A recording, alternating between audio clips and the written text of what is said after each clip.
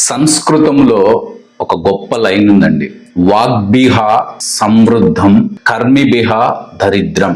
అంటే మాటల్లోనేమో మహాసంపద, చేతుల్లో మాత్రం పేదరికం. ఎందుకు ఈ వర్డ్ చెప్తున్నాను అంటే, నిన్న ఆంధ్రప్రదేశ్ అసెంబ్లీలో ప్రవేశపెట్టినటువంటి ఆంధ్రప్రదేశ్ రాష్ట్ర బడ్జెట్ కూటమి ప్రభుత్వం జనరంజకంగా ఉంది అనే ఒక అపోహ కల్పించడానికే ఆ బడ్జెట్ ని ప్రవేశపెట్టిందండి. ఎందుకు చెప్తున్నానంటే, అత్యంత ప్రతిష్టాత్మకంగా తీసుకోవాల్సినటువంటి వైద్య రంగం, విద్యా రంగాన్ని చాలా అశ్రద్ధ చేశారు. ముఖ్యంగా ఏవైతే మెడికల్ కాలేజీలని ప్రైవేట్ పరం చేయాలని చూశారో వాటికి ఎవరూ రాకలేనప్పుడు ప్రభుత్వ పరంగా వాటిని ఎలా ముందుకు తీసుకెళ్ళాలి అనే ఆలోచనే ఆ బడ్జెట్లో లేనందుకు చాలా చింతిస్తున్నానండి. దాంతోపాటు పేదలు, మధ్యతరగతి ప్రజలు ఎంతో గొప్పగా చెప్పుకునేటటువంటి ఆరోగ్యశ్రీ పథకానికి సంబంధించినటువంటి ఆరోగ్య ఆసరాన్ని కంప్లీట్గా విస్మరించడం, గత 2 సంవత్సరాలుగా విస్మరించారు. అదే కోవలో ఇప్పుడు కూడా విస్మరించడం చాలా బాధాకరం. దాంతో పాటు విద్యారంగం, ముఖ్యంగా ఫీజు రీయింబర్స్మెంట్కి కావాల్సినటువంటి వసతులు, అదేవిధంగా కావాల్సినటువంటి ఆర్థిక సదుపాయాలు కల్పించలేకపోవడం ఈ కూటమి ప్రభుత్వం యొక్క అసమర్థతానికి సాక్షిలాగా మిగిలిపోయింది. అమ్మ ఒడిని ఎంత తగ్గించారో మీరు అందరూ చూశారు. ఎంతో గొప్పగా గ్యాస్ కొట్టినటువంటి ఉచిత గ్యాస్ పథకానికి లాస్ట్ ఇయర్ ఏ విధంగా తగ్గించారో, ఈ ఇయర్ ఇంకా ఏ విధంగా తగ్గించారో మీరు అందరూ ఆ బడ్జెట్ లో చూశారు. రైతు భరోసా ఎలక్షన్స్ కు ముందు సెంట్రల్ తో సంబంధం లేకుండా మేమే 20,000 ఇస్తాను అన్నారు.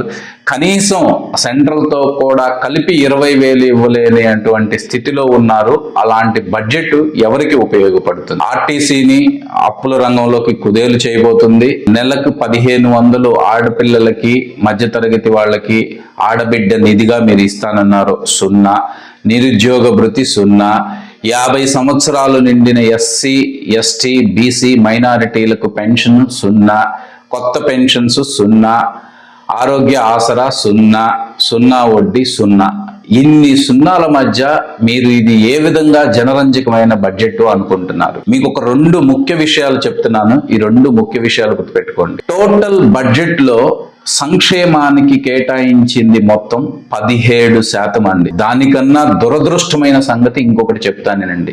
రాష్ట్ర ప్రభుత్వ అప్పులకి, వడ్డీలకి 18% కడుతున్నారు అంటే మీరు ఒక్కసారి ఆలోచించుకోండి. అంటే రాష్ట్రం మొత్తానికి ఒక సంవత్సరానికి మీరు కేటాయించిన సంక్షేమానికన్నా అప్పులు, వడ్డీల రూపంలో ఎక్కువ కడుతున్నారు అంటే ఏ స్థితిలో మీ కూటమి ప్రభుత్వం వెళ్తుందో ఒక్కసారి ఆలోచించుకోండి. అసెంబ్లీ అనేది దేవాలయం లాంటిది.